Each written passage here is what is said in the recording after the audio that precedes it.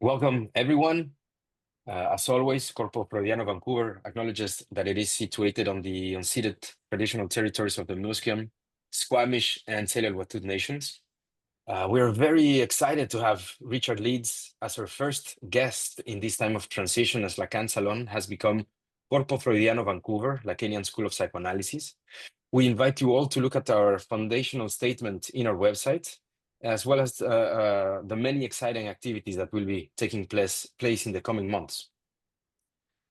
Richard Leeds is a filmmaker who's now made two films based on the work of Lacanian psychoanalysts. The first was Adieu Lacan, based on the novel by psychoanalyst Betty Milan. One of the most important theoretical touchstones for Richard is the work of Sigmund Freud and the French psychoanalyst Jacques Lacan. And we invited him today to talk about V13, his newest film, or the one previous, because now he's talking about new projects that hopefully we'll have the chance to talk a little bit about. Well, I found V13 to be a very interesting film, a fantastic film filled with risks and experiments. The two qualities that struck me the most as I watched it was how it's multi-layered and the way there's a tension all the time that's built up, especially for me, by the music, but the camera, the script itself, and so on. A film about three characters going through life-defining crisis. You have Freud, who is in the middle of his famous fallout with Jung. You have a young Adolf becoming a mature Hitler, and perhaps the most fictional of the three, this character Hugo, who goes through analysis with Freud, and we see the effects of analysis as they take place. This multi-layered, I'd like to start, Richard, if that's okay with you, by asking precisely about this multi-layered quality, right? You have, of course, the play within a play, or even a play within a play within a movie. I loved the title card as the movie starts with a image of Coney Island, and it says Vienna 1913, so 1903. So from the very beginning, there's this juxtaposition, this shock of almost the Magrittean quality of this is not Vienna, but this is not New York, right? And the carnival music that turns into this beautiful, powerful score that literally sets the tone of tension for what we know it's coming, right? Even though it's a fictional story, we don't know the story, but we know what will happen after 1913 in Europe and so on. So I would like to, if that's okay with you, I would like to ask you about the choices, the aesthetical and formal choices from how did you come upon this screenplay by Alain Didier-Weill, and how you decided to turn it into your own script and your own film. Why did you choose the theatrical setting and the aspect ratio and the black and white for the sessions? You turn maybe the most intimate of situations into a situation with an audience that is not there, and so on. So I'd like to talk about those choices, if possible. Yeah, that's well, I think as your question indicates, there's a lot of layering going on. And I think that goes back to what we started by talking about. And let me first thank you so much for inviting me and for taking the time to watch my film. Everyone's here and to join this conversation, this discussion. I very much appreciate it.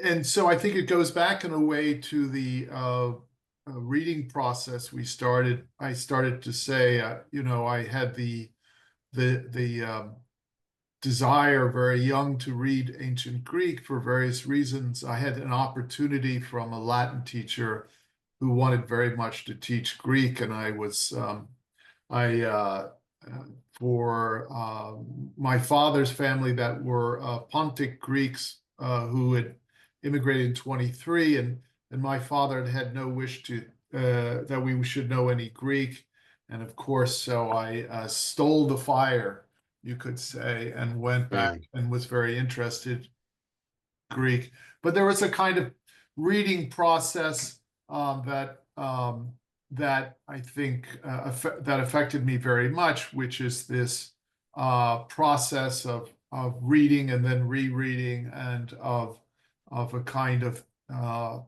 feeling that there are these interpretive layers. And I think my filmmaking reflects this early experience of reading. In terms of how this started, Alain, I saw a staged reading of this of his play in an English translation. We had done another movie together called The Caller.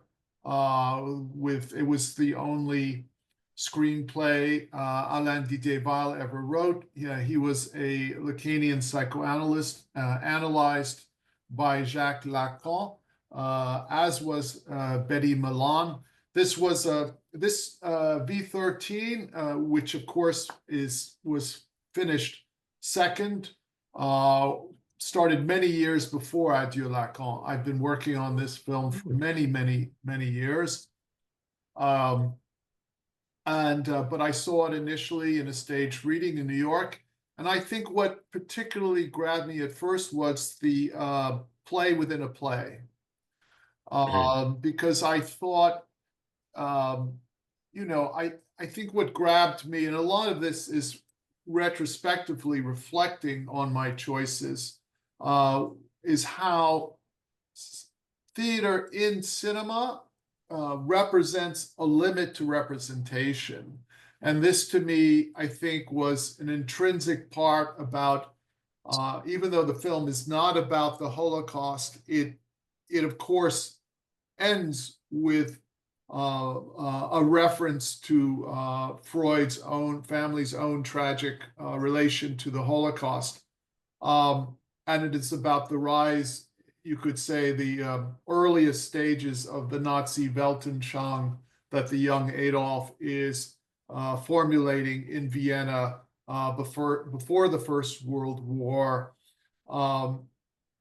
So this limit to, I'm thinking of films like Seventh Seal, or which has carnival in it, a traveling carnival, or Wings Over Berlin, or most importantly, perhaps, is Ernst Lubitsch's To Be or Not to Be, which is a comedy, but in it, it's a comedy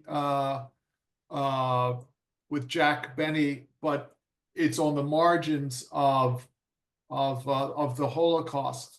And so even in films like Claude Lanzmann's Shoah, or more recently Zone of Interest by Jonathan Glazer, where you see that what's taking place is on the other side of the wall. So this limit to representation, this sense that we cannot put everything into words. We cannot, with cinema, there's often the idea we can go everywhere. The camera can take you, particularly in the world of, in the time of CGI. And on the contrary, I'm, often very interested in the limits of and that boundary, in a way, a kind of, as in Greek tragedy, where of blindness. One of the things, when I first met Alain is when he gave a talk at Après Coup, and it was about Jewish thought versus Greek thought. And of course, that's a kind of theme in the film, almost comic film at times, theme. And of course, that's kind of was very interesting for me personally, on a kind of humorous way, being of Greek descent, and of Alain, of course, being Jewish.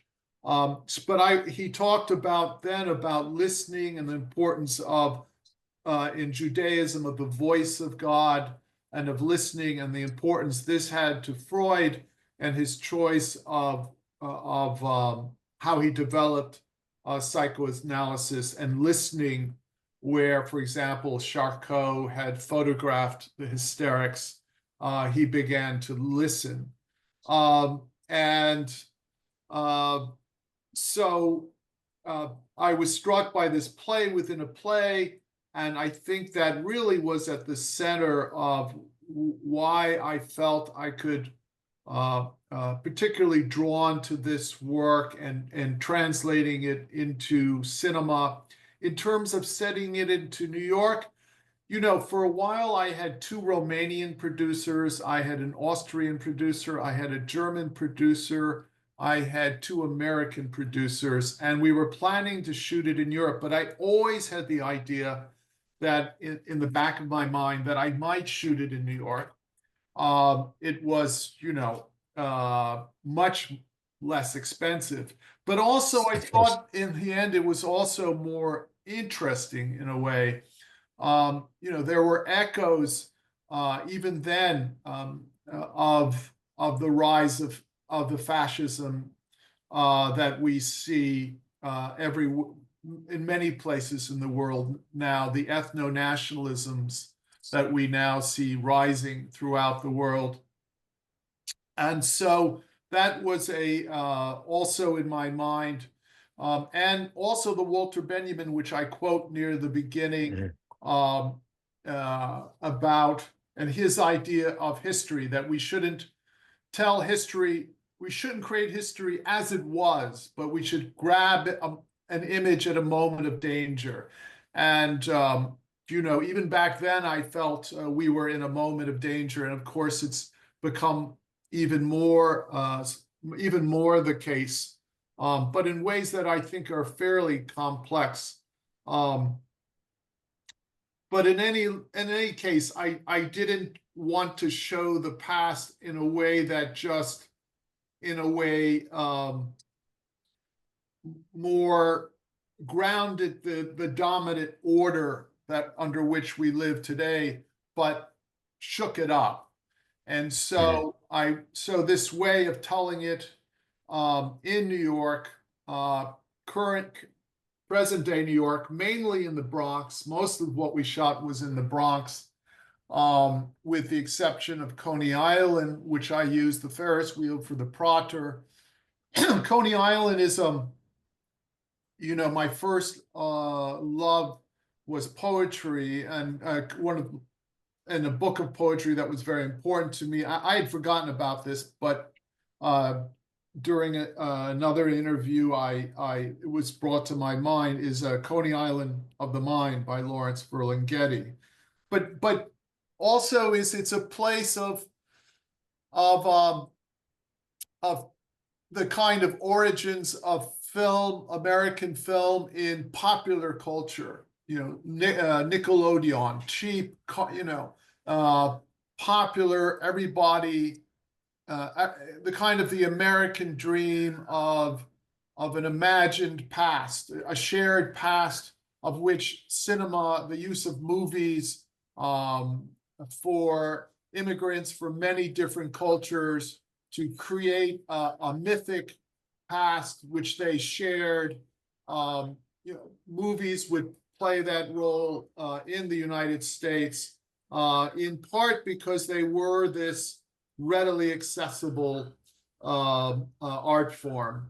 And so that side of the culture, and then also, of course, art in a more, in the sense of the fine arts, which is very much a tension in this film. We go from Coney Island to a video installation and the paintings of Gustav Klimt at a gallery somewhere in contemporary New York.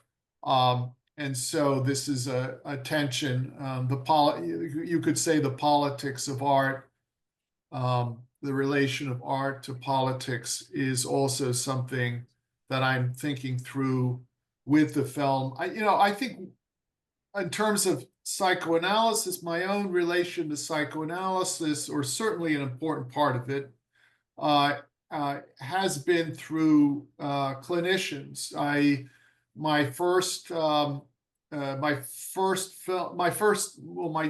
doctoral dissertation, when I did one, was on the rise of mental health care around treating World War II veterans, and I had done a piece of performance art based on the records of my uncle, who had his father's name, which is also my name, and my uncle had been disappeared, but he had spent 10 years in a psychiatric hospital, and was either wandered off or escaped, we don't know, and then was hit by a train. And he had been diagnosed with schizophrenia and had been twice recommended for a lobotomy.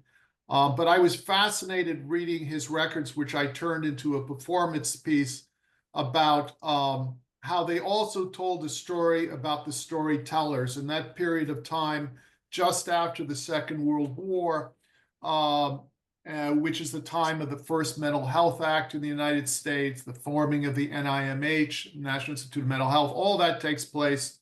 And I was working with an anthropologist, and Mick Tausig, who's still a friend to this day. And I had all these stacks of these old books and on schizophrenia. And he said, "Richard, it's so great you're, carrying all these huge books, but you really should meet people who practice in this area, who have a practice." And so I started to get to know various clinical groups. I also volunteered at an outpatient center for severely chronically mentally ill, doing both assistant directing a theater program, and I had reading groups around the short stories of Poe and Hawthorne and Melville, where we'd read those stories aloud. But the one group I really gravitated to was a Lacanian psychoanalytic group. And I just, I've never really lost that engagement with Lacanian psychoanalysis from the standpoint of clinicians. And the reason I emphasize that is because I think of film as a practice. To me, the first piece I mentioned was a piece of performance art. And I think in Adieu Lacan, you can see how I have an interpretation of Lacan where it's kind of underlined the performative quality. So I find a camaraderie feeling with practitioners, that relationship to knowledge and the importance of ignorance and letting go at some point of knowledge, to perform, to make the film. I've covered a few parts of your question, and far from all of them. Yeah, we can go back to other parts if you want. I'd like to open the mic for this to become an open conversation with the people that joined, and then we can go back to whatever you want, Richard.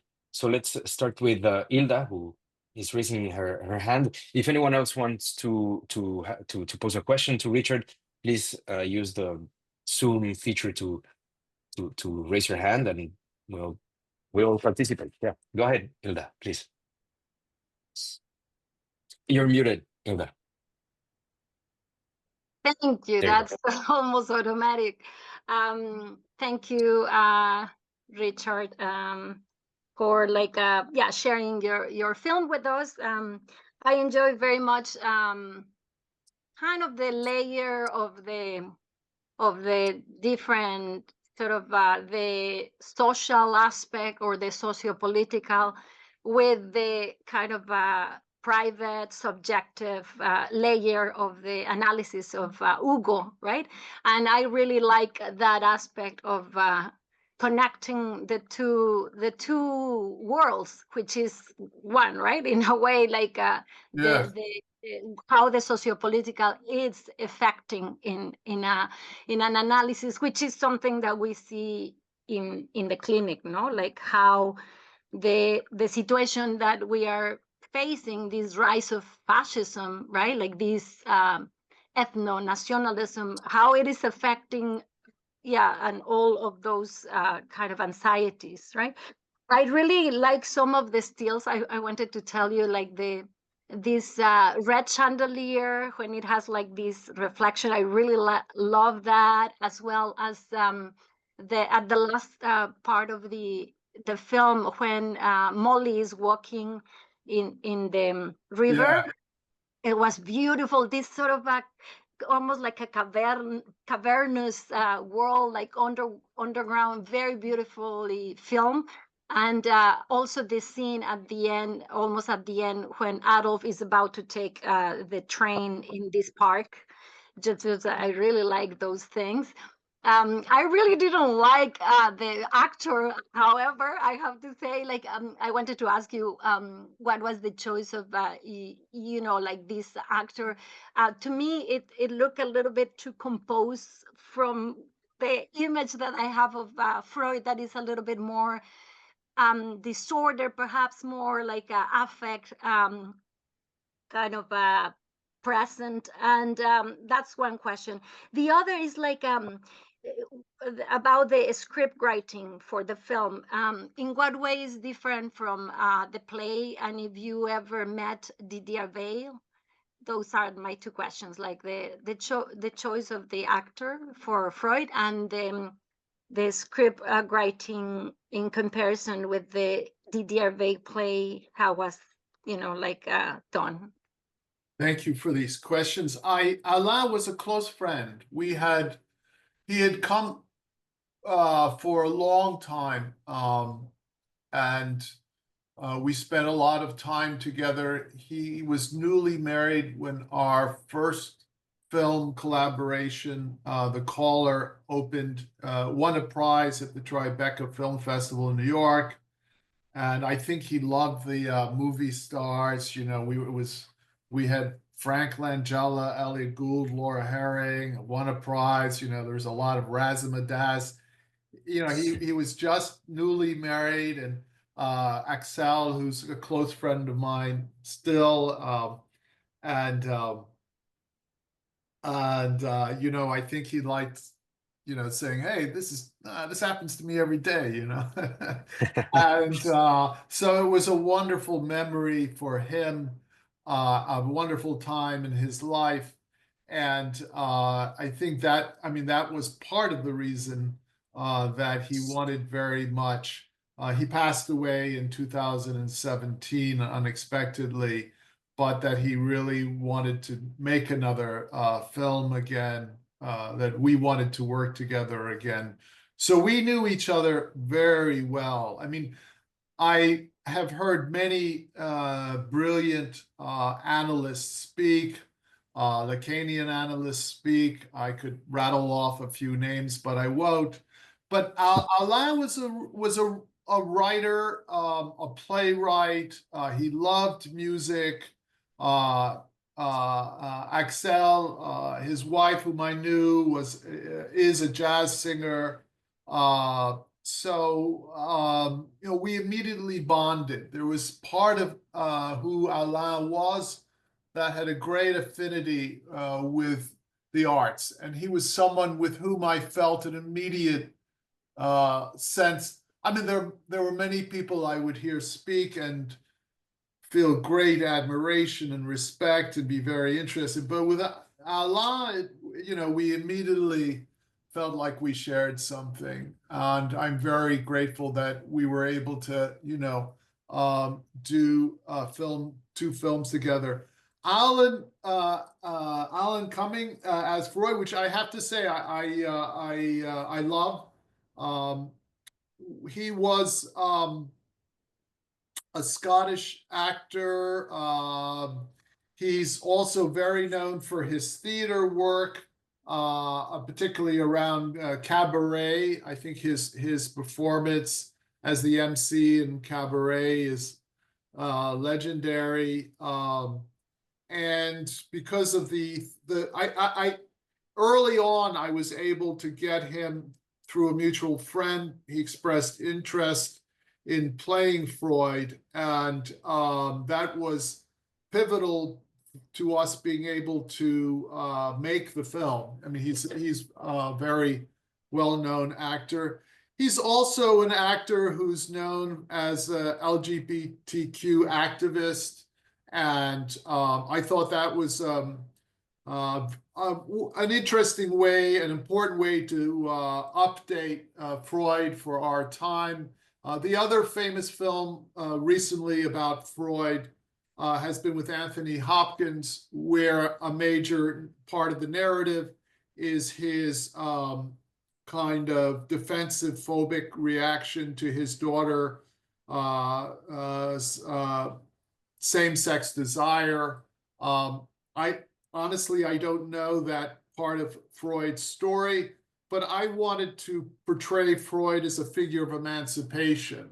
You know, I see Freud as a figure of emancipation in many, many different complicated ways. I don't think, I don't want to reduce them in any way, but still I think of him as an important and ongoing today figure of emancipation, including in the political and the social. You know, I think in a way, it's not by, so Hugo is analyzed and Adolf is not analyzed, these two young men. But I think what we see in terms of Adolf and his development into anti-Semitism, how anti-Semitism comes to answer a whole set of questions for him, and he is able to externalize the hatred. You know, in a way, Hugo is in a sense through his transferential love with Freud, escapes from this hatred within him that he has the courage to look at through analysis. I think we see the other young men fondly embrace hatred and a complete defensive refusal to look anywhere else. But what we do see with Adolf is how he soaks up two kinds of anti-Semitism, which I think is very interesting in terms of the present. One is Karl Lueger. The ideas of Karl Lueger are raised, which is kind of a popular cocktail party anti-Semitism. As Adolf explains this at the end, and again, Alain wrote this before the rise of the fascist Trump, or yes, way before that. And the other one is this kind of hardcore, more, you know, extermination bent or very violent anti-Semitism. And the young Adolf says, well, I don't want to give too much away, but he puts these together, and you can see these at work today. Karl, you know, again, what the most famous thing Karl Lueger says, which is not in our film, but is I decide who is a Jew. That was his and Trump recently said about the senator of New York, Schumer, quote, he's a Palestinian, in my opinion. Totally. He's not a Jew. He used to be, but he's a Palestinian. So there we have this kind of decision of a fascist leader who can by himself decide a person's ethnicity, can decide whether a person, and what does it mean for him to call this Jewish congressman a Palestinian? It means he can be made stateless, right? And Hannah Arendt emphasized the importance in what the Nazis did to removing from German Jews that they were citizens, to make them stateless. And of course, the Palestinians in Gaza are stateless. And then Ostara, which is this other more hardcore anti-Semitism that Adolf, the young Adolf, says is important for him at the end. And they kind of go back to this tribal, for them, Christianity is a Jewish plot to entrap, to weaken Germans and get them from their German roots. And this was verbatim echoed in Elon Musk's comments to the German alternative for Germany, when he said, "I've been reading Caesar and the German tribes, and you should go back." And Jason Stanley, the professor at Yale University, whose own German Jewish family many died in the Holocaust. Hearing Musk, I was so happy when I read him, because this was my thought from V13, said this perfectly echoes this idea of blood that was so important to the Nazis. So you can see, I think, these very precise, not just arbitrary, but very precise Benjamin rub history. The idea is the rub history against the grain. And so in doing this, I think we can see these different traces today that we might otherwise miss. And so the way it's structured is one young man we can see doing an analysis, and the other we can see kind of a group psychology, these questions about the group. And of course, Totem and Taboo is 1913, Civilization and Discon.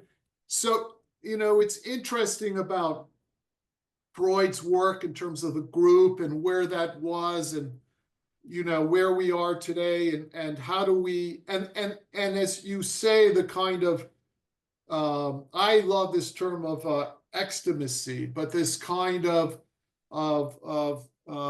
relation of what's outside to inside, and how with how Lacan uses Poe's story, The Purloined Letter, which is hidden out where everyone can see it. And so too, I think we can see the relations of this fascist order today to not only the Nazis, but I also think another important reference with Trump is to Birth of a Nation, to the movies. Absolutely. I think, but let me stop there. No, what a great point to stop. I hope we have time to go back to Birth of a Nation. But Nina, please go ahead. Yeah, thank you. I love the film. Thank you. Yeah, but I have a very silly question. The title V13, I couldn't really understand the title. I would like you to, but I also have another question about the character, Adolf. It took me a while to understand. You see, I'm not very perceptive. So it took me a while to understand that he was actually Hitler.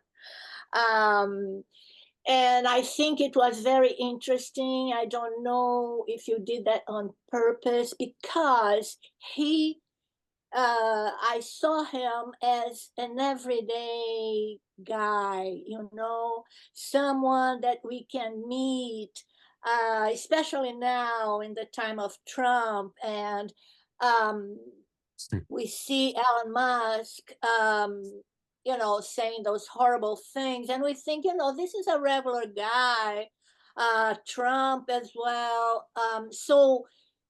But except for some indications that he was very disturbed, actually,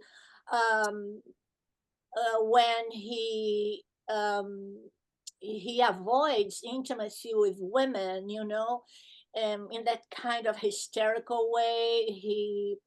His discomfort in his proximity with the Jewish, be it the prostitutes or a potential girlfriend, he cannot maintain or initiate a relationship with those women, and other indications that, you know, he was very disturbed. But I don't know, that's a question I have for you. Did Okay. you did take a time for you to actually, you know, disclose his identity on purpose? Well, let me first, so, you know, the title, I guess, is, for me, V13 is Vienna 1913. It was an abbreviation.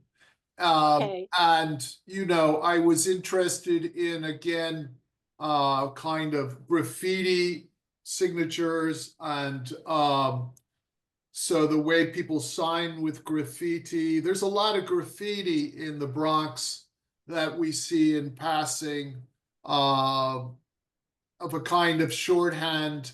So it appealed to me for its for a kind of contemporary feel of graffiti. I guess was one thing that I had in mind. In terms of Adolf, you know, I thought this was great of Alain, was the first time we find the name of this character is in the park, where the park guardian goes, "Happy birthday, Mr.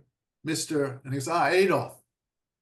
And to me, I felt that at that point, and I think Alain did, that we know it's Adolf Hitler, and that it was a great way of introducing the character, because, and obviously we were mistaken, but I think our general assumption was that people would get it. And, you know, when you're talking about psychoanalysis, oh my gosh, it's you have to have such specialized knowledge. And what was great about the joke was, in a way, it was, again, like Coney Island, very popular. Our idea was that anyone would get it. So, and then you kind of get where it's going, that this guy is going to become Hitler. So it's a kind of, what you're saying to the audience is, you get it, I get it, I'm on the in, you're not on the outside, in terms of the knowledge required to, that this is not something where you're basically in the know. The minute he says Adolf, if you go, you, on some level, you get it. You're on the, you have the required knowledge. It's not, it's very Coney Island in that way. It's not, yes, there are these levels of erudition, but still there's a very important popular level at which I'm trying to work with the audience, that I'm kind of always struggling with these different layers and such, between something which is very accessible, very present, and something which will continue to have meetings on multiple viewings. Fritz Lang, when he was trying to raise money, investors would say, "Oh, well, your films, they're so, and he would say, "Yeah, but people come to see them 2 or 3 times. That means they buy 2 or 3 tickets." So, and so in a similar way, the film is, you could say, replete with these layers. In terms of Adolf, yes, he seems to be, I think, extremely disturbed, particularly in regards to women and his own sexuality, and I think we see that come to a head in the brothel, and then the next day he's really embraced. We see in his play, where he's become a metteur en scène, he's become a director.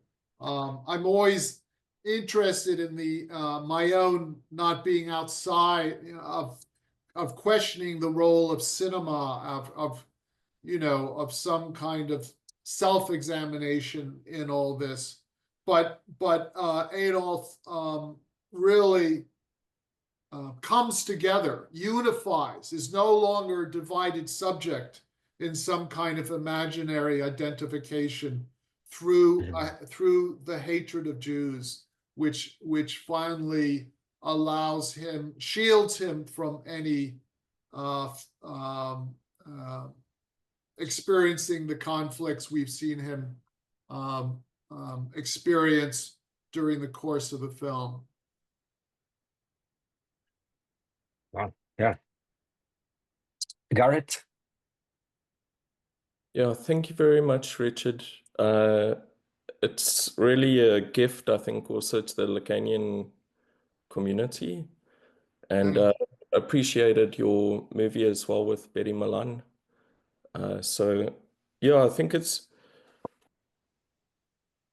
I'd be really interested, maybe just to comment first. As a South African, I found it very touching. You deal with a lot of contemporary issues of our time, and it's interesting to see how film can respond to fascism or racism, and it's really provoking. And I really appreciated these points of refusal in the movie. There's the one point where Freud says, I think something, I'm paraphrasing now, but I don't believe you. He in some way unsettles Hugo's identification with fascism and Nazism. And then there's also I'm trying to think of where the other refusal is. Oh, there's the refusal of Hugo when Adolf is putting on the play.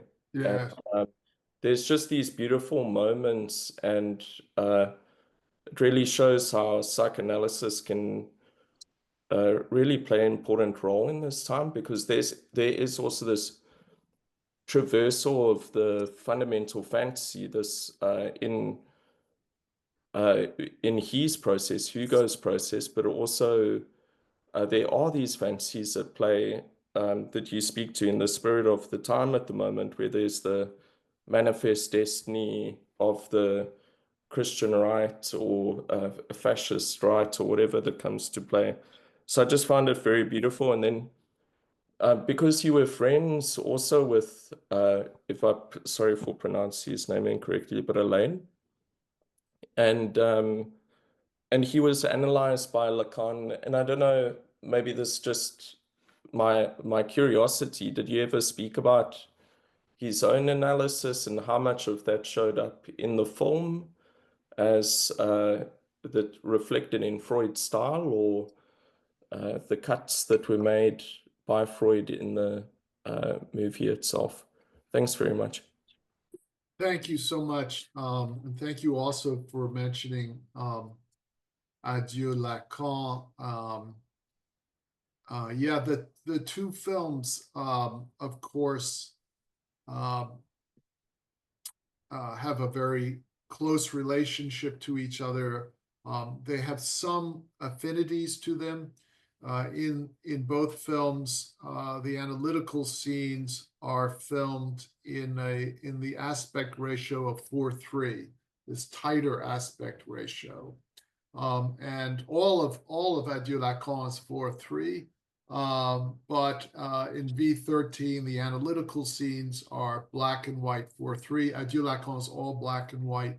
And then the other scenes are shot in color, and 16:9. And this aspect ratio is the old aspect ratio, the first aspect ratio that film really, first standard that film really had. And so it brings, and black and white, so it brings film back to this, film and psychoanalysis have the same birthday. They're both born amazingly at the exact same time at the end of the 19th century. And they're both inventions. And the quality of psychoanalysis, of being an invention, was very important to me, and something in a way I fought in the beginning. When I first started to research doing the film, one question I had was, who opened the door when someone came to do an analysis?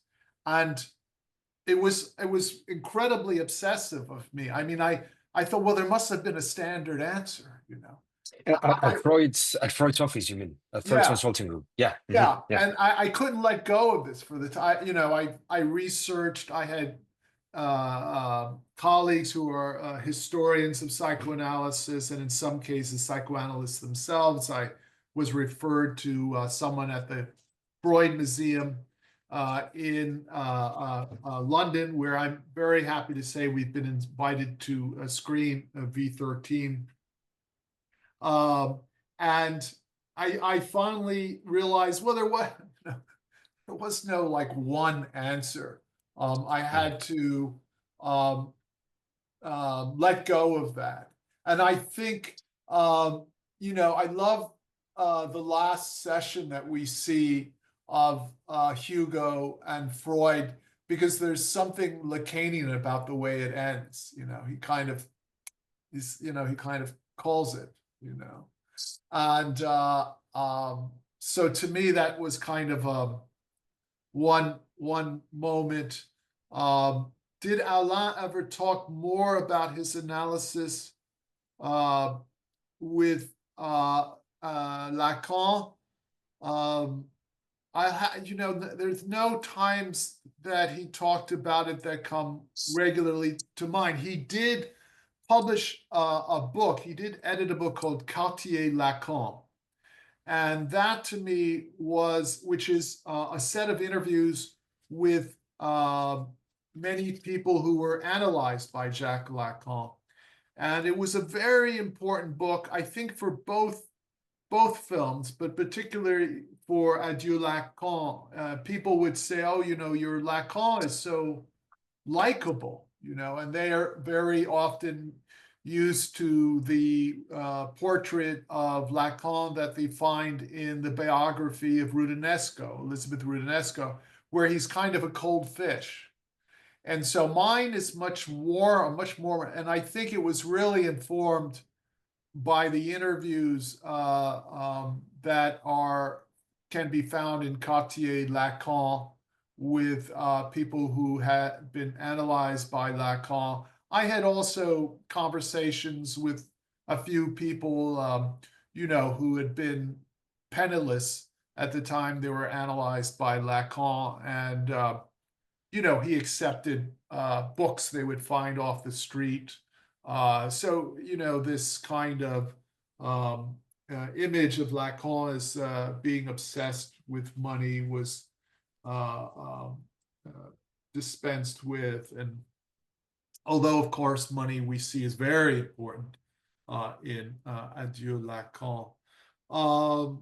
But yeah, so the films have a certain relationship to each other. The form, Garrett, I'm so glad you mentioned the form. Obviously, the way I did this film, emphasizing theater, structuring it, the angles, the camera angles, the German expressionist qualities, the form, style is so important. Of course, Lacan would talk a lot about the importance of style.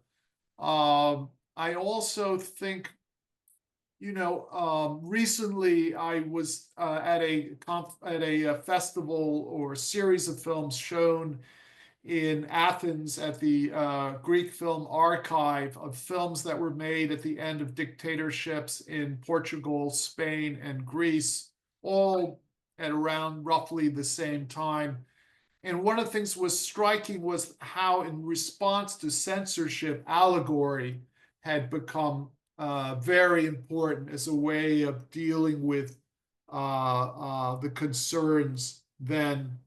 But I think in another way, and of course, allegory was very important to Benjamin, but there's something about this kind of formality, allegorical qualities, you could say, that are opened up by this putting it in one place, displacing it to another, opens up a kind of interpretive set of possibilities, which is really important to address, to talk about, especially in terms of history and trauma. I think, very often we see traumatic events of the past, that there's an assumption that they defend one side or another of a current conflict. There's this kind of identification. And I think more important is a slower act of interpretation. Another quality that I love about this Alain's work that I was privileged to be able to from which I was able to make a film, is how there's a temporality about it. One potential producer, or one of the first producers to whom I was introduced, Israeli, said, anytime you tell the story of someone, there are certain people who are going to feel you're defending him. And he was talking about the character of Hitler. But I think it was very important that what Alain does is not, in my mind, humanize Adolf, is he de-idealizes Adolf. He makes Adolf more, we can see the role of time and place, the role of, again, unlike what Jung proposes, we see how this person, Adolf, picks up around him the threads of this anti-Semitism that he will then use to bind together his own psychic structure, if you will.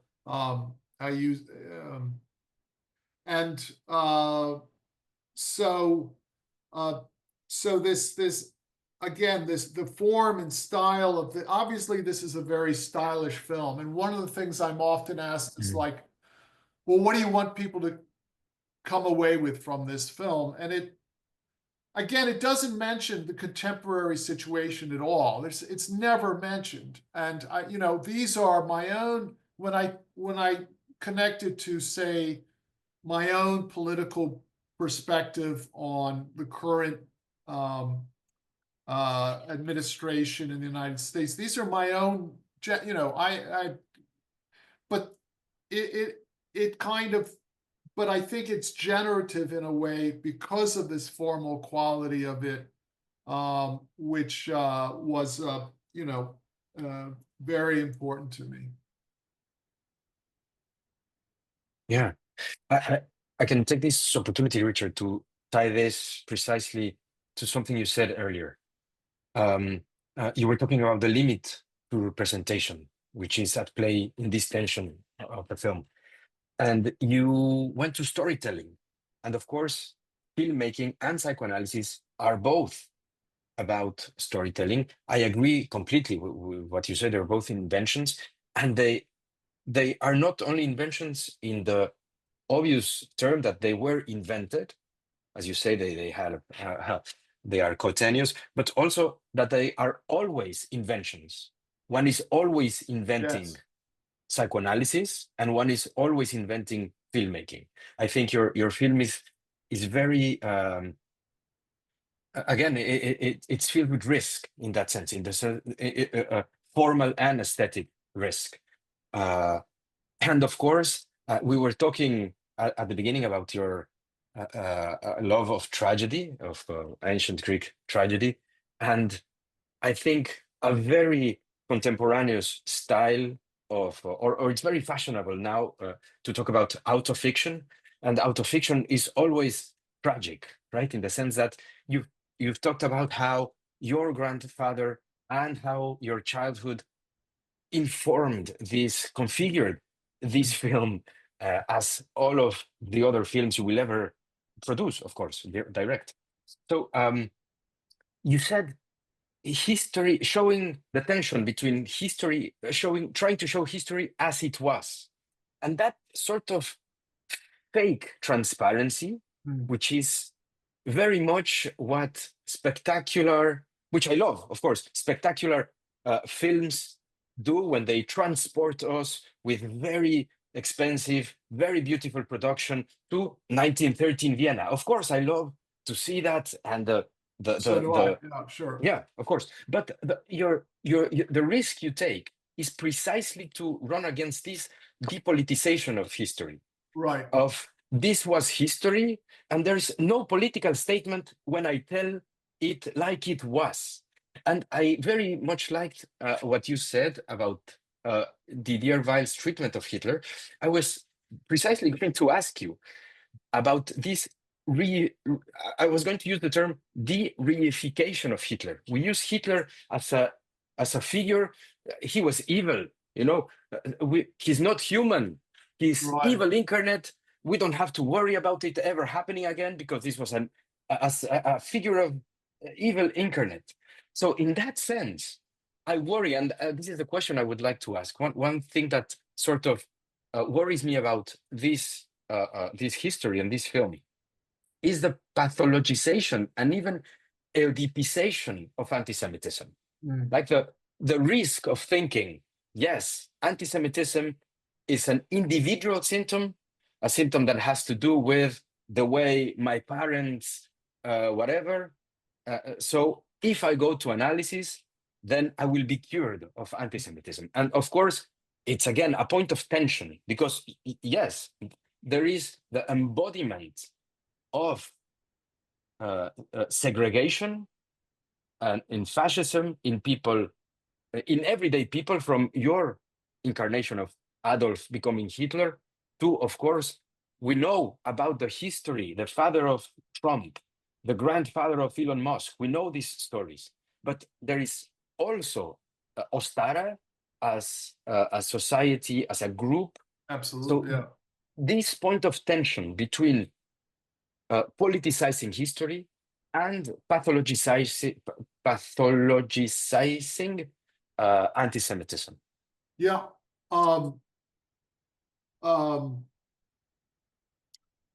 You know, in terms of history and you know, cinema, Hollywood film is often compared to a roller coaster ride, which is to say you're totally passive. And I wanted to create a more, you know, Roland Barthes made the distinction between texts that are more readerly or more writerly. And readerly are ones where you're in a very, you just kind of, you read it and you don't think who wrote it. It's, you know, it's about some event. And versus more writerly, where you're involved in the making of meaning. The most radical example, perhaps, being Finnegan's Wake. But, you know, I'm interested in making films which are more writerly, in which there's an engagement that has to be, you know, as Brecht would pointed out, you know, it has to be entertaining. It's still, you know, it has to. I mean, I always say when people ask me, "What did you," you know, and this goes back to Garrett's comments, questions. What do you want people to take away? And one thing I hope they take away is, wow, that was a good film. You know, I mean, I mean, I hope on some level it's got that quality that keeps you curious in a way. I think that I love the figures that we see, the social figures of that of the business owner, the priest, the Marxist, particularly the Marxist Lieberman, who gives Jewish Marxist, who gives such a hard time to Adolf, and the psychoanalyst, the psychoanalyst who's represented in Adolf's play, and which is in a way the pits of deprivation that the Adolf inflicts upon that character. So I think it tries not to. I mean, I think it is a risk, to reduce to kind of saying that these things can be psychoanalyzed. And I really wanted to, that Alain makes a distinction between the character of Hugo and the character of Adolf. Adolf does, of course, cross paths with with Freud, when he shows Freud his paintings. And I think this reminds me again of kind of the way that we see critical theory today, often in very inventive ways, use psychoanalysis, especially Lacanian psychoanalysis and the work of Freud, to look at popular culture and to use this, which in some ways go back to Benjamin's fellow, another member of the Frankfurt School, Siegfried Kracauer, who wrote a book called From Caligari to Hitler, and kind of saw in popular culture the foreshadowing of that fascism. So I think this use of psychoanalysis to interpret popular culture is extremely important. This crossing of aesthetics and politics. There's a French writer, Jacques Rancière, who writes a lot about the relation of politics to aesthetics and how politics have always had an aesthetic dimension. And I think one of the things that's intriguing about this film is the way in which, when we first see Adolf, he's in an art gallery, and the whole question of aesthetics and their relation to politics is an important one in this film.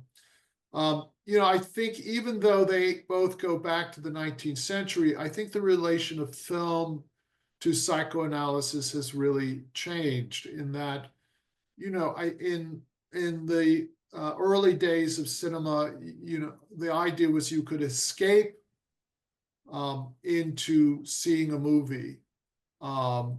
And I think now there's a kind of cinema where you can, which is where you can reconstruct time. We were talking about narration and storytelling, that now we live in a world so full of images on our cell phones, when we walk down the street. I mean, we live in a world of distracted images. And so you can actually go to see a film and see fewer images in that period of time than you would see just randomly during the day. And the ones you would otherwise see during the day would be put together by randomness. But now you see them used to construct a film. And so rather than film today being a shelter from time, which it can be a shelter for time. And in that way, it's like becomes more allied with psychoanalysis. In other words, that there's been a shift in the potential for film. And I think we see this often in documentaries. There's certain films where we have this sense that it allows a sense of past and future and present to be elaborated in a way that they collapse as we look at our cell phones and are transported everywhere in the world and to all kinds of solicitations to consume. That in fact, film has the potential to construct time in a way that has an affinity with psychoanalysis, that has a certain pertinence now in this time of when we're oversaturated with images. Fantastic. Thank you, Richard. Hilda? I'm going to go into something that might be very uncomfortable for us to discuss, but I think that is a little bit like the elephant in the room. For me, approaching a political discourse from psychoanalysis necessarily has to do with the theory of discourse, right? How social bonding and how the conditions that are embodied by certain positionality, right, allows to perpetrate or continuously repeat compulsively some conditions. And we know that we have the ongoing conflict between Israel and Palestine. And I wonder, since the theme of your beautiful movie is about anti-Semitism, if that has become like a signifier, master signifier that is weaponized against the people that are kind of getting the brunt of this ideology that is ethnonationalistic, that is Zionism, right? And that we cannot talk about that openly because immediately comes to cut your sort of head because you are deemed to be anti-Semitism when it doesn't have anything to do with that. And I wonder, I was thinking the beautiful way in which you open the film with this Benjamin quotation that you have been reiterating, memory in a moment of danger, right? Like how much the memory right now invite us precisely not to dehumanize, right? Because it's not that Hitler was not human. It was too human, perhaps. Like, with all this hate, Netanyahu is a human, right? The way that, because I think that the strategy of dehumanizing, it's very dangerous, right? Because what like depending on your algorithm, you get to hear like, the extreme sort of positions between, those that defend certain perspectives versus another. But then, this level of dehumanizing, for example, the Palestinian people, like I'm very shocked about that, like, so I think that, like that the sort of kind of being critical of what master signifier maintains certain social bondings and also the need of humanizing, right? Because those things are within us as well, right? Like there's always within us, like misogyny and racism and all those kind of things are in effect within us, right? I just wanted to mention that. Yes. No, thank you so much. I should say that one of the earliest reasons I think when I was very young, I saw one of the films that first affected me was Alain René's Night and Fog, which is about Auschwitz. And I think I've always been very focused on the Holocaust as a kind of ethical compass. And then at one point there was in New York City, I had just come back, I'd been living in France, I moved back to New York, and I landed the ability to write on performance art for Art Forum, a very prestigious art magazine. I'd gotten a call and they said, "We hear you're an expert on performance art." And I said, "Yes, I am." And then I went to the library and looked it up. And so I started to write on performance art. And there was a very famous show, this was back in the 80s,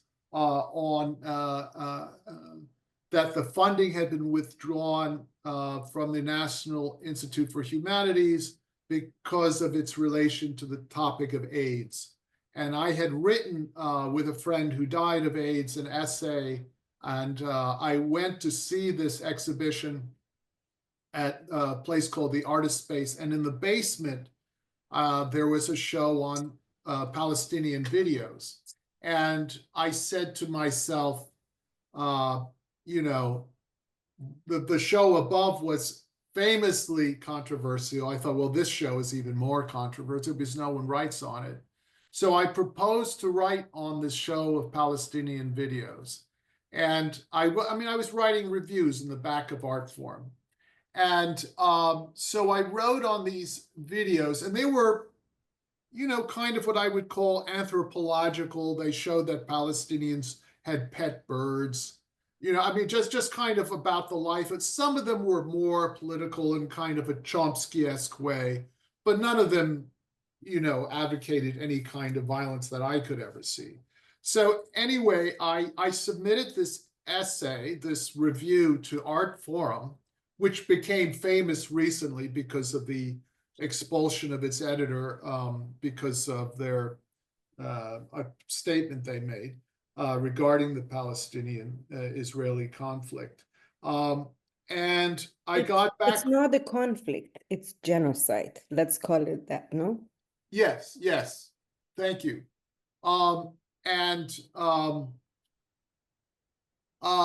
I got back this comment from the editor saying, you know, we can't make heads or tails of this. And I was like, what do you mean you can't? So I rewrote it. And again, it came back. They said, we can't make heads or tails of it. And I knew right then that what I was dealing with was just racism, you know. It was just that there was these people who, you know, I didn't necessarily want this fight, but it was handed to me. You know, were meant to be invisible, that they occupied the place of an exception. And, you know, I was just back into the States. I had gotten this job. It was a prized position. It was paying nothing, but it was for Art Forum. It was an entry into the art world. And, you know, and some very political friends of mine, you know, who weren't telling me what to do, said, look, if you pick this up, it will, you know, it's going to radically disrupt your plans. And I walked away from it, you know.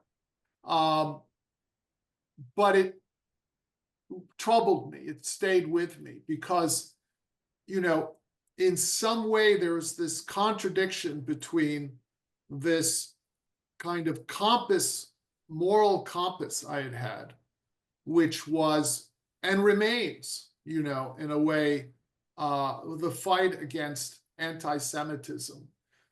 I guess one of the things I would say is, paradoxically, I think the attack on the Palestinians is an attack also on Jews, those Jews that refuse to stay in a certain position. In other words, if you look at the Ku Klux Klan and Birth of a Nation, now in the Birth of a Nation, which is about the Ku Klux Klan, in that film, there are good Black people. You know, the good Black people are those that know their place. You know, they don't challenge white supremacy.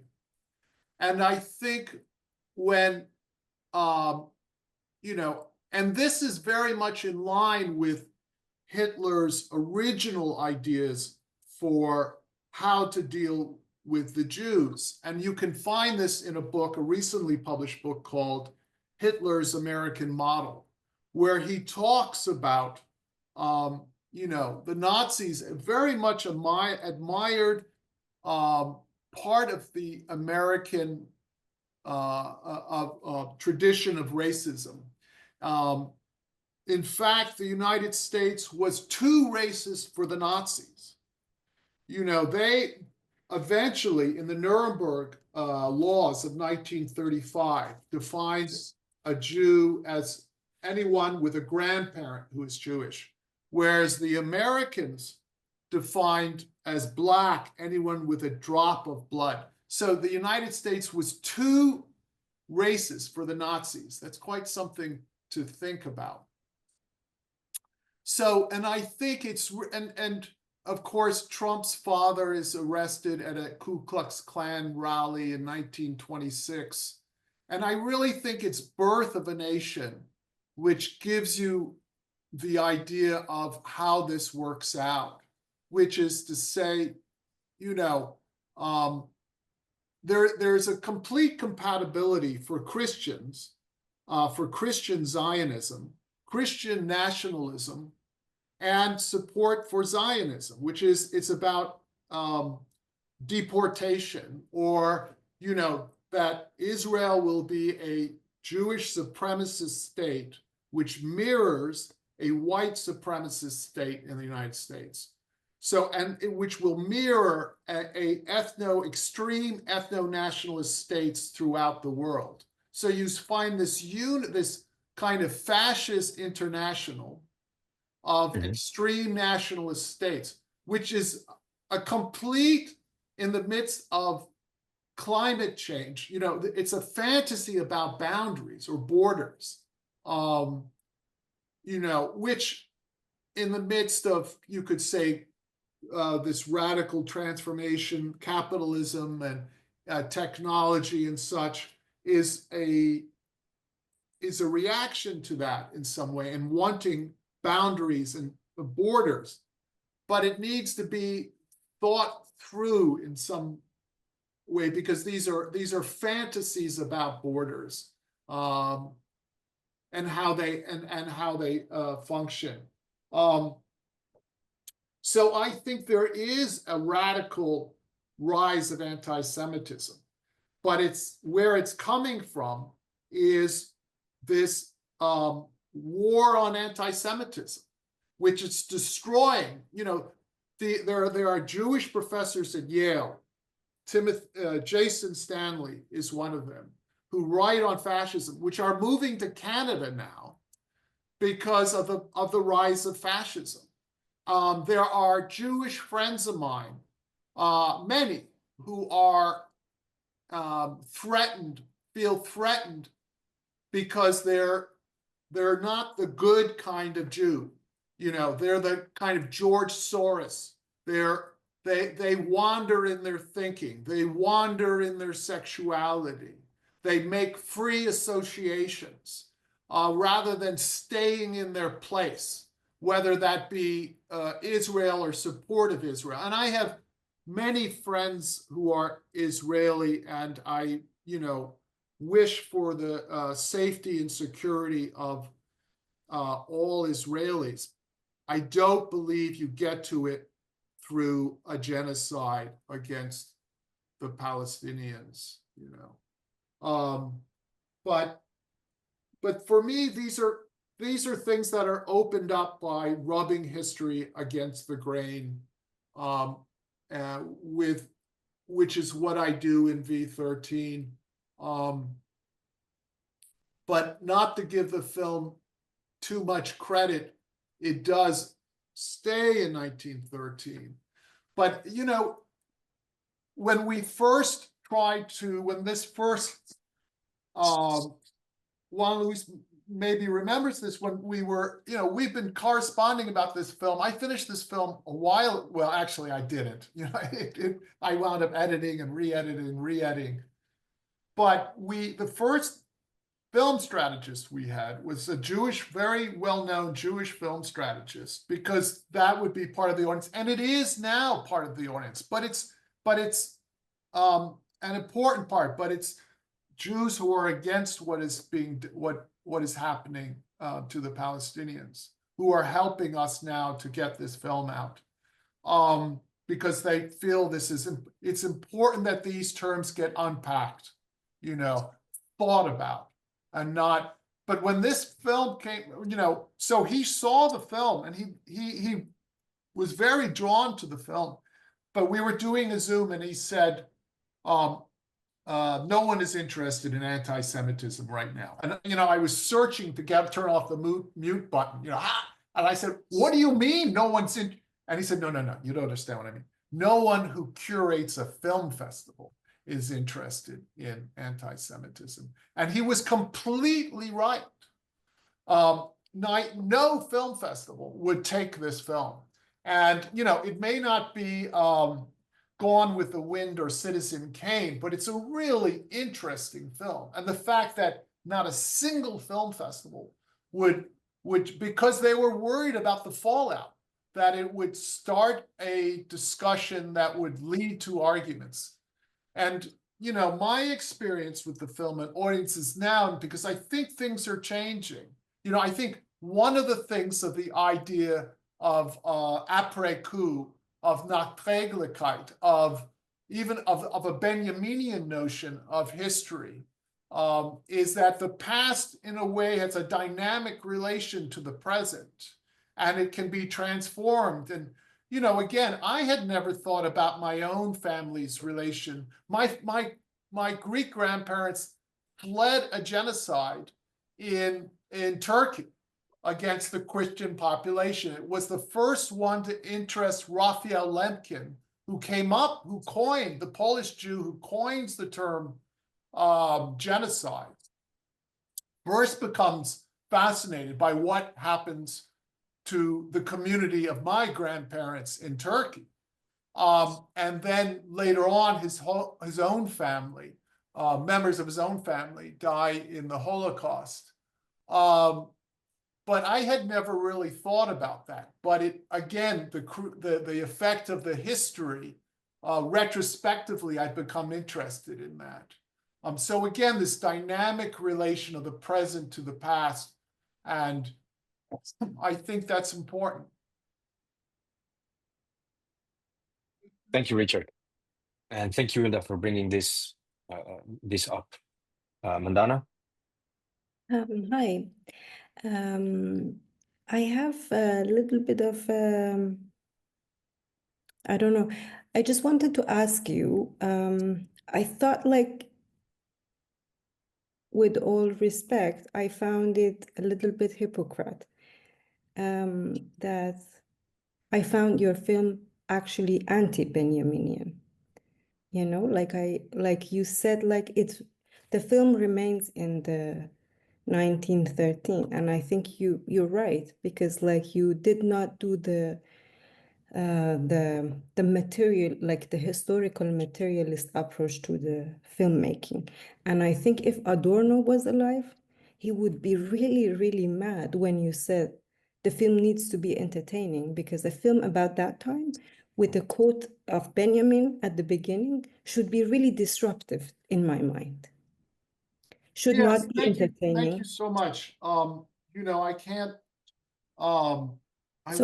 sorry, can I go Go on? ahead, yes. So I think, like, why do you think that you needed to quote like Benjamin at the beginning? Because that like kind of like sets up the stage in a way that you feel like you are like going to be watching something really kind of critically engaged with like a storytelling while it's an entertaining movie, you know, like that's I my think, question.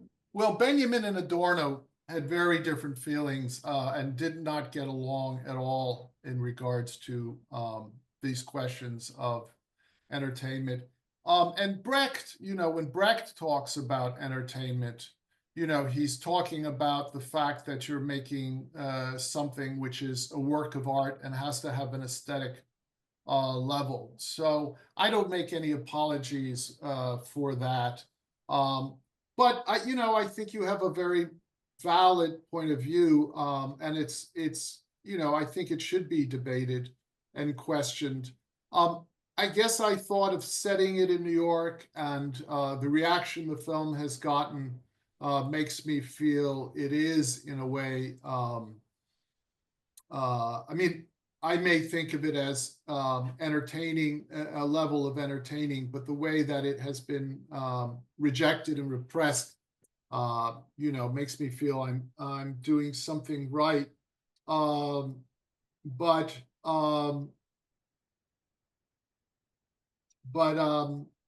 yeah, I mean, those are valid questions. The level of hypocrisy in the film. I don't know if I would call it hypocrisy, but it's certainly of the possibility that I haven't seen many of the film's weaknesses. It's I was trying to think if there's something else.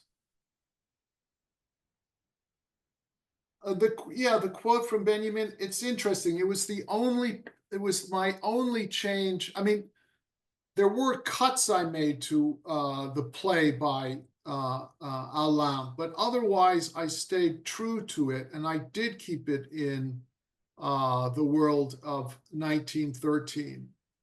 It does, I think, you know, brush history against the grain.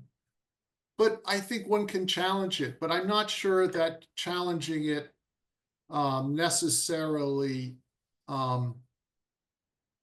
refutes it. I think it would be more it's more of a refutation if the film were to be simply entertainment. That would be a greater refutation. Thank you. Thank you, Richard, and thank you, Mandana.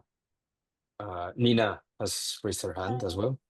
Yeah, I just want to make an observation, very brief here.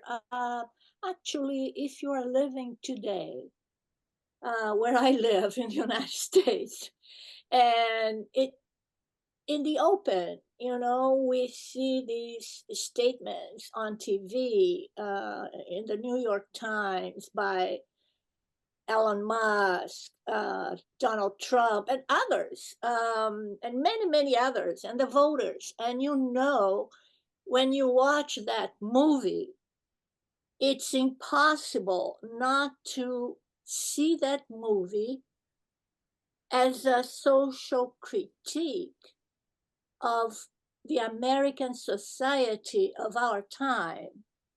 You know, so I don't see it only entertainment, you know, for me, that's so present.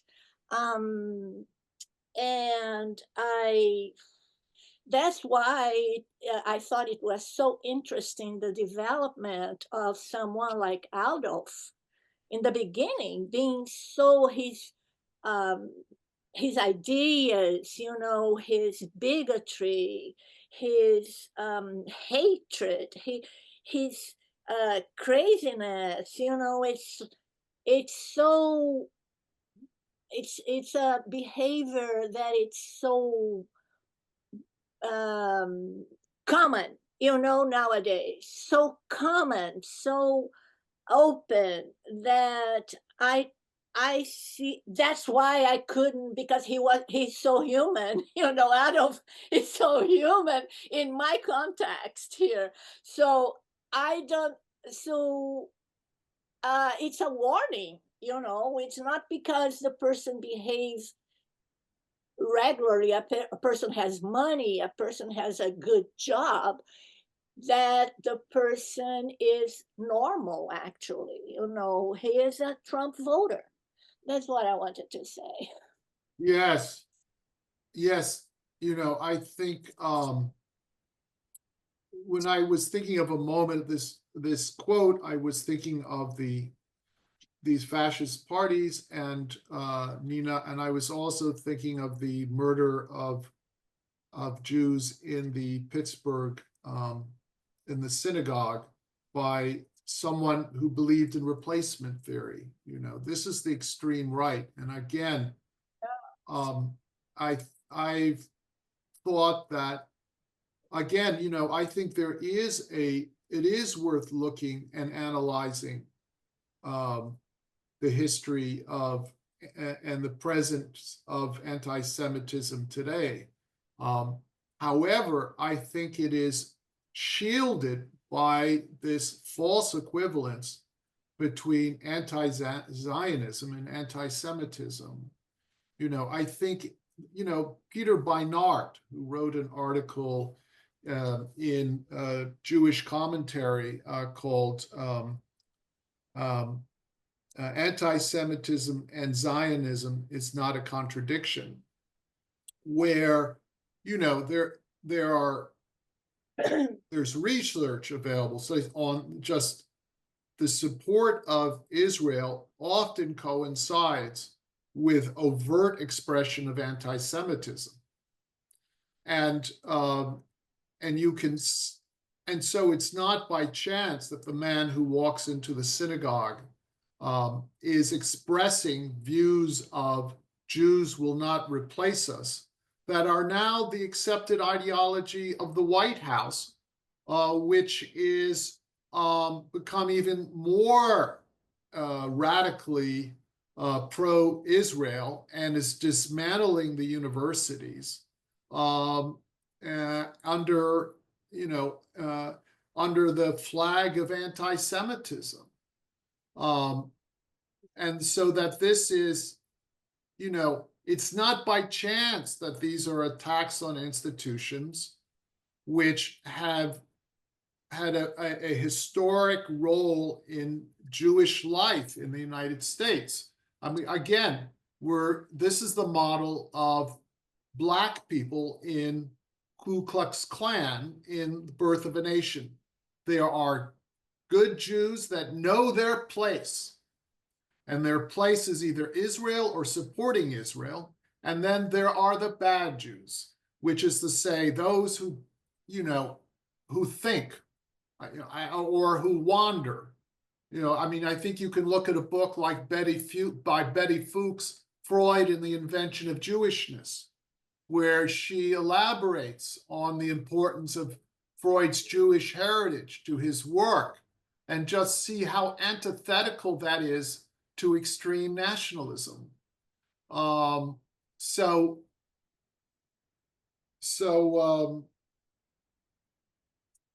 Yeah. Yeah, and the State of Israel has performed forced sterilization surgeries in Yemenite and other African Jewish women in a very clear act of racism and anti-Semitism. So yeah, the State of Israel can be absolutely anti-Semite, anti-Jew, etc. I think it's not. It's more the importance of the subject of anti-Semitism is precisely to not lose the focus on solidarity, international solidarity, as precisely Benjamin suggested, the politicization of art as counteracting the capture of art by fascism, converting it into the famous quote of pleasure in destruction, aesthetic pleasure in destruction. Right, and I think rather than say look, we should really be thinking about Palestinians. We shouldn't be, there is no anti-Semitism. And I think there is a smoke cloud of, as many Jewish intellectuals in the universities say, the idea that anti-Semitism among supporters of Palestinian right and against the genocide is preposterous, and here I'm quoting a colleague, Timothy Snyder, a colleague of Jason Stanley, who are both leaving for Canada because they fear for their own families. So this kind of policy of deportation, which we saw at work in Nazi Germany, already is upon us in the United States. I mean, I cannot emphasize how dire is the situation in the United States. And I think it really does also require a kind of collective action to respond to it. And there's no time to waste, yeah. Yeah, I totally agree. So, Shari, you wanted to say something? Yeah, please go ahead. I just was figuring out how to unmute. Can you hear me? Yes. Hi, Yes. Shari. Hi, Richard. So amazing for me to hear this discussion. I should say at the outset, I have not seen your film, and I cannot wait to see this film. I cannot wait. I did see Jacques Lacan 2 or 3 times, which I thought was amazing, and I've never seen The Caller, so I'd be looking for that. So I want to thank you for speaking about the film, and also thank you for the discussion. I'm realizing I think of people here in relation to Lacan's Salon, so I'm going to get used to the updated, right, Corpo Freudiano. Am I saying it correctly? I hope so. Okay, Yes. good. Yeah. Okay, very good. Okay, but I haven't been in quite some time. We miss you. We miss you, Shari. Well, that 10 till midnight here on the East Coast, it's so hard. But I almost got on a couple times. But to Richard, who I'm trying to find again, I don't know. I'm on my iPhone, so. Are you there, Richard? Yes, I am. For some reason, I'm not seeing you. Anyway, oh, there you are. I am absolutely intrigued, fascinated, as someone who lives in New York, right? Listening to what you had to say about Schumer, right? This in the Senate, right? Who's lately been identified as the Führer in someone's speech, right? This, it's not just, right, Trump saying you're a Palestinian, which is so problematic in all kinds of ways, but the language of anti-Semitism just shot right through, the government, and it feels very present in New York in a very strange way. But also the complexity of any given political or any given political social position. I'm a Jew. I have friends on the floor I live on who are Jews, but we have completely different experiences, of how we think about what's going on in Gaza, right? And I could feel this person make all kinds of assumptions about my position. And if I try to speak differently, it can only go so far. I have Palestinian friends who I think, it's one thing, but then it becomes something else, who proudly voted for Trump because couldn't stand Biden because of all kinds of, reasons having to do with what the Biden administration sort of allowed to go on, right? And I have many actually different Palestinian friends, and there's nothing hegemonic, right? There's no homogeny. There's no, like, there's something about the singularity of any given subject's position that this discussion is really making me appreciate, you know, and making me like want to run and rent, you know, the film and see it as soon as I can. I also want to say, and I love this line, you know, a memory in a moment of danger. So one of the things that I know I was drawn to the film almost instantly, not just because it's your film, but I was interested in Alan Cumming. I was Yes. specifically interested in Alan Cumming. So thank you, Hilda, for that question you posed, because it got me to kind of clarify. I haven't seen the film. I don't know what the experience, the encounter is going to be, but for me, right, Alan Cumming is this man I saw in Cabaret when it first opened in New York, which was a redux of Joel Grey's performance in the film, you know, Cabaret with Liza Minnelli, right? And suddenly with the Cumming version, I was much more in the world of Isherwood, right? And so, like, what does it mean to have an adaptation of a play, you know, that's redoing a film and going from Joel Grey to Alan Cumming, whom I know is, you know, not only an incredible actor, but an LGBTQ activist, has this very well-known comedy club called, you know, Club Cumming, which I think is is meant to have all of the, you know, playfulness of a Vitz right in there in the name of the club. We were there a few nights ago. We were see, and I after the almost premiere. went. That's where we went to. Oh man, and I have not been able to, you know, get to your premieres right here in New York.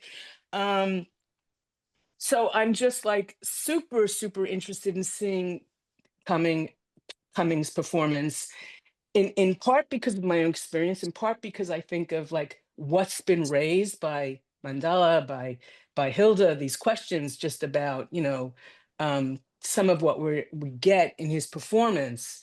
But I'm very struck by your work as a filmmaker, right? Like choosing particular actors with all kinds of, like the Kelly, that actor Patrick Kelly, I think his name is. Kelly. I mean, I see him, you know, in so many other places, you know, in years past, and he's much more of a presence in my mind because of your film now, and just, you know, how I remember you talking about how you worked together and how you chose him, and there's something about you know, how it came together with Alan Cumming, or the work it opens with, I don't know, I can't wait to see it, you know, Coney Island, right? All of these depictions of Coney Island, or there's something that's both in time and out of time, you know, that it's set in Vienna. I almost said 2013, Vienna 1913, but you know, like I'm 67 now, so I like started going to Coney Island, I don't know, you know, probably 45, 50, 60 years I was a kid, right? So there's something about something of what I'm hearing you do with like filmmaking, the accessibility of the film, the accessibility of uh I I I don't know, that like I'm so, I cannot wait to see it because of what's emerged in this discussion. You know, where it feels like a remarkable montage that, you know, even hearing you talk again about film and psychoanalysis, you know, being born in the same moment of in time. And I don't know when Coney Island opened, but I'm just like, I'm very eager to see, and I don't think I quite realized that this was an adaptation of, you know, Alain Didier-Weill's piece. So I'm really just here to express my gratitude. You know, I just want to make, I thought I would email you, but I figured let me also thank the group, because it's so many of the questions and the discussion that emerged in this meeting. And it seems to me it is like the banality, right? It's what I'm hearing, that it's the banality of evil. It's that there's I think I heard you, Juan Luis, say something about like the demystification of the mystification of Hitler. I'm not getting it quite right, but it's too common. It's very common, you know, and we do see it all around us here in the. Sorry, go ahead. No, I was just going to say in terms of, I appreciate all. I'm so appreciative. Thank you so much here. I'd love to, talk more about these things. But I guess one thing I would pick up on is Alan's reputation for being an LGBTQ activist, because it relates also back to something Siegfried Kracauer, going back to another figure of the Frankfurt School besides Adorno and besides Benjamin, and these people did not necessarily agree. I mean, Adorno was, punitively critical of Benjamin. But Kracauer saw the star system as negative. In other words, that if we know it's a John Wayne film, we're not interested in the character he's playing, which I don't think is at all true. But so he just saw that as a negative. I, in fact, in a kind of, see that we can read things that can have a more dynamic relation. And the fact that he is known as an LGBTQ activist, and his inflects in some way for many people how we see his performance as Freud, even though it's not at all overtly makes any explicit statement. And maybe this is a way in which I'm hypocritical, but I don't think so. It kind of activates us to see Freud, again, as this figure of emancipation in a way that is not by chance contrary to the way he's portrayed in the big film, Freud's Last Session. So that's one thing I wanted to say, and maybe I'll leave it there. Well, yeah, as we begin to maybe wrap it up, we have a few minutes left, but maybe if you can stay, Richard, maybe we can stay for a little bit longer. But I wanted to come back to a famous Lacan quote from '64, where he says that the horrors of the Shoah were only the reaction of precursors. I think he meant in a chemical way, the precursors that react in order to produce something, and a new chemical compound. And I think he went on to say that this was a sort of a glimpse into the future, what he called the sacrifice to the dark god, and that the future would only accelerate in terms of segregation. He said that the universalization of the subject brought in by science would go hand by hand with our future of common markets and segregation. Yes. And in that tone, I really liked the end of the film, in the way that you were very brave to sustain that tension until the very end. So at the same time, we're listening to Freud's very optimistic letter to his daughter. Psychoanalysis shows us that there is hope for mankind. And at the same time, we listen Hitler's letter, and we watch the film finishes with a scene and sound from World War I, World War II, Hitler. He lives on that fantastic train, only to return to annex Vienna, to spread this form of destruction in an accelerated, industrialized way. So at the same time, you tell us there is hope and there is repetition. Right. And that tension at the end, I found it again brave and beautiful. And if I wonder if you could talk to it a little bit. Yeah, I think it's not a film that glorifies Freud. I mean, I think Freud is a tragic figure in this. His blindness is, I mean, it really ends with him failing in some ways, you know, where he expresses an optimism and we so much want to believe in it, but it then immediately states, you know, it immediately makes us explicit, which we all know, which was, you know, a horror of unimaginable proportions was ahead.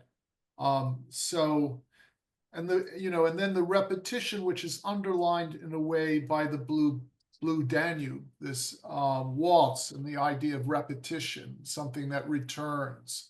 And repetition is a very interesting word, because in French, of course, repetition, we lose this in English, but it also means a rehearsal, you know, répétition.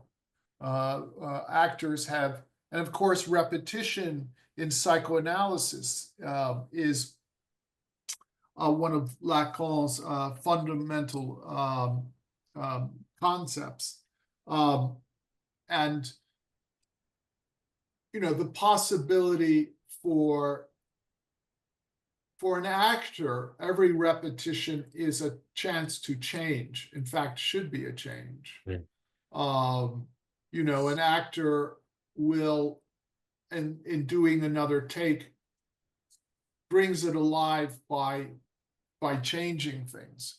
So this whole question about revolution and repetition and change is also, I think, very much at the heart of the film.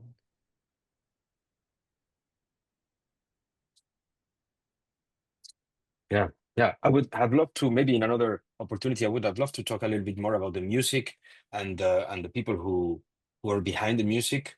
But anyway, Patricia and Mandala have raised their hands, and maybe with that we can wrap it up for today, Richard. So, Patricia. Yes, thank you, Richard, for the film. My question is about the depiction of Jung. And my reading of the film, excuse me, is that in the rift between Freud and Jung, that the film is more sympathetic to Freud. Yeah. I may be wrong about that, but I am curious to hear your understanding of what is your critique of Jung's position more explicitly, and why the choice of a Black actor? Well, I think, first of all, yeah, I think the film is definitely of the opinion that takes Freud's side, that Jung, as some Jungians have acknowledged, was really drawn into the project of the de-Judification of German psychoanalysis, Nazi psychoanalysis. And so he does see, it does interpret, and I think there's some evidence for this, of seeing a alliance or an affinity between Jung's position and the idea of this kind of segregation, that we're going to segregate into different tribes the unconscious. But again, you know, I put a lot of faith in Alain. Again, I knew Alain, I loved Alain. He was a very accomplished writer, psychoanalyst. He was a close friend of other psychoanalysts for whom I have the highest respect. And I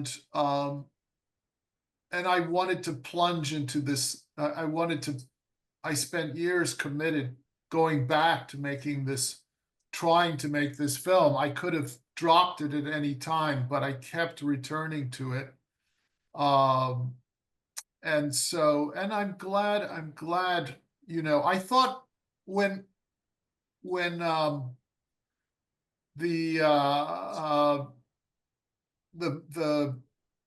you know, the massacres, the horrendous acts of October 7th took place, and there was a sense that Israel was preparing to justify, perhaps it wasn't obvious at first, and it should have been what they were planning to do. I thought that the film could act as what I thought of at the time as an ambulance for critical thought, you know, that you needed to have the possibility of continuing to think, you know, that is critical in a way, a critical form of resistance. Not so, yes, it's important to create an opposing narrative, but also to, at another level, to generate critical thought, reflection. And I still think that's true. And I must say, I don't think Jung is a paper tiger. I mean, I think those are wonderful scenes. And I think part of why they're so wonderful is because the performance of Andrew Stewart Jones, who plays Jung, is so strong, and they really go at each other. And to Alain's credit, he really gives Jung a lot of ammunition. It's not a one-sided. Even though I agree with you, I think it does ultimately side with Freud. The Black actor, well, you know, I think it was a way, again, to rub history against the grain. I think, again, you know, I've said about Siegfried Kracauer and how I see the relationship, which is not the way Siegfried Kracauer saw it. So I think when we see, you know, this was famously done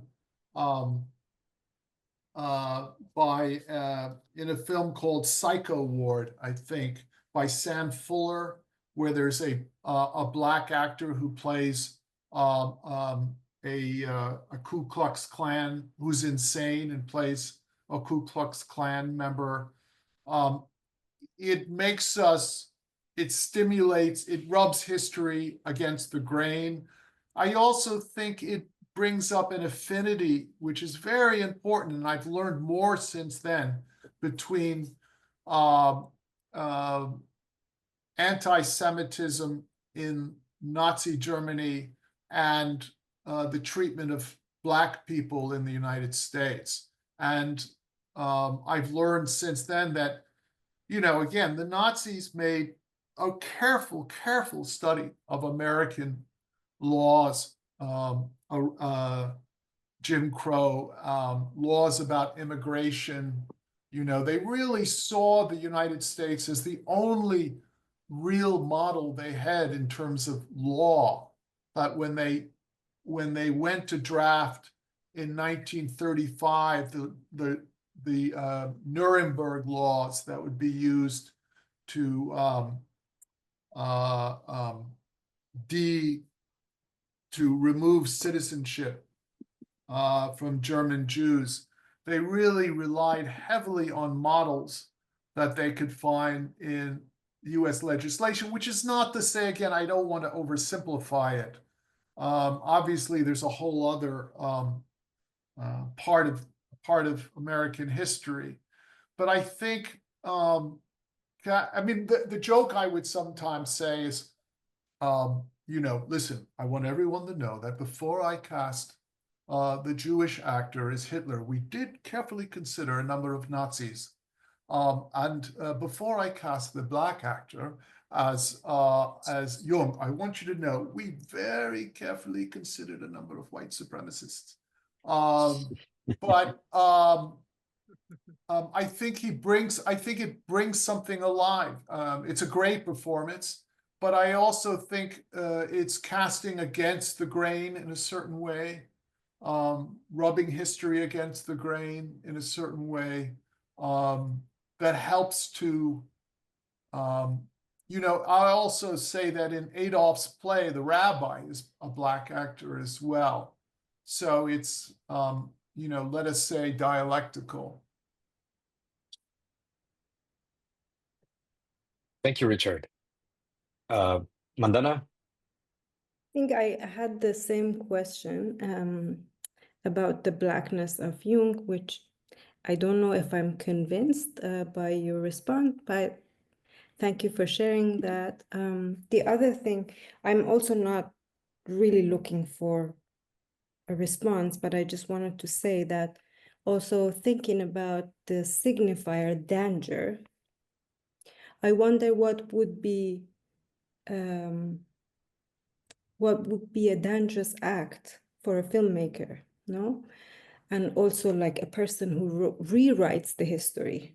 Would it be dangerous to rewrite the history with like kind of like staying on the side of the oppressor of the time? Because we know that like the oppressor and oppressed can switch their sides, no? Like can be kind of switching positions, but the oppression would remain the same. And we know that like now the people that the film is advocating for are on the side of the oppressor. So I wonder if this film was of any sort of a danger, or like a danger. Well, I don't think it's advocating for the oppressor. I think it's I see it as advocating for the oppressed. I mean, there are many. But the oppressor of the time was the oppressed of the past. So that's why a Benjaminian way of writing history would be to write the history with like in the light of the now, no? Like I think that's why I feel like the film is not dangerous in any way. And thank you for your appreciate your opinion. yeah, thank you. Yeah, I wonder, Mandana, if when you say the oppressors of now, and you're conflicting Zionism with Judaism, I don't, because I don't believe the people who were oppressed back then, including Jews, but not only, communists, queer people, and Right. Roma people, not all of them became Zionists or supporters of Israel. And as we know also, many other people who were on the side of the oppressor back then are still in the side of the oppressor now, mainly capitalists, but also, as we know, many members of the Nazi army became founding members of NATO, and we can still trace all of that genetics into today's militarism and colonialism in the Middle East, in Israel's horrendous genocide being perpetrated. So yeah, I just wanted to point that out. But anyway, sadly, we're a bit past our time. I don't know if Richard, you have something else to say to wrap it up. No, I just said how much I've enjoyed this really rigorous and this conversation. I mean, it's just extraordinarily valuable to me. I'm going to be bringing out this film. I'm also traveling around the country, working with a number of different groups. And I'm just very grateful to have had this opportunity to share the film and speak with you again, as it was with Jacques Lacan. Very, very, very important. And I'm very grateful to everyone who participated and asked a question or just was part of this conversation, part of this meeting. Yeah, well, I want to thank you too, Richard. It's a pleasure to have you. I hope we get to see that project. We didn't have time at all to discuss it. The project that you were talking about at the beginning of reinterpretation of two tragedies in a marble quarry with techno music sounds absolutely breathtaking. Very, very interesting. I want to thank Mandana and Ilda for bringing this very important topic into the discussion. Very difficult topic, but very, very important to discuss. And of course, everyone else who participated. And finally, to again invite everyone to check Corpo Freudiano Vancouver's website, as we are gearing up in this very exciting, for us at least, a very exciting moment of transition as we become a school of psychoanalysis. There are many, many activities and things to come. So yeah, thank you very much, Richard. Thank everyone. Thank you, Chris. I think he's somewhere around. He helped organize this. Well, see you next time. Until next time, bye everyone. Bye-bye. Thank you, Richard.